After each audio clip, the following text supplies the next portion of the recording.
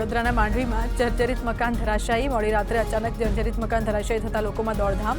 Fire બ્રિગેડના જવાનોએ સ્થળ પર પહોંચી કામગીરી હાથ ધરી। ઘટનામાં કોઈ જાનહાનિની માહિતી નથી। સુરેન્દ્રનગરમાં ગેરકાયદે કાર્બોસેલની ખાણમાં ભેખડ ધસવાથી એકનું મોત। રાયસંગપરના યુવકનું દટાઈ જવાથી મોત થયાની આશંકા। 2 લોકોને ગંભીર ઇજાઓ પહોંચતા સારવાર માટે ખસેડાયા। છેલ્લા 1 મહિનામાં ભેખડ ધસી પડવાથી 7ના મોત થયાનો આક્ષેપ। વેલાળા ગામમાં ગેરકાયદે ખનીજ ખાણો બંધ કરવા અનેક રજૂઆત।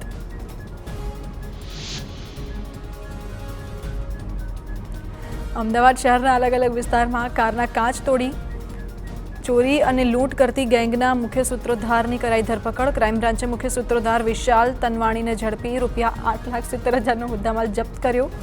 ઓળખ છુપાવવા ચહેરા પર માસ્ક, ટોપી અને હેલ્મેટ પહેર્યો।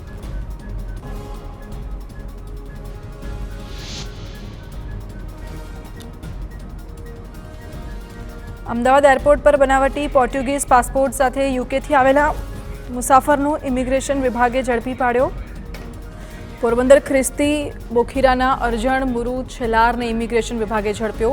અમદાવાદના પાસપોર્ટ એજન્ટ પ્રમોદે 8 લાખ રૂપિયામાં બનાવટી પાસપોર્ટ બનાવી આપ્યો હતો।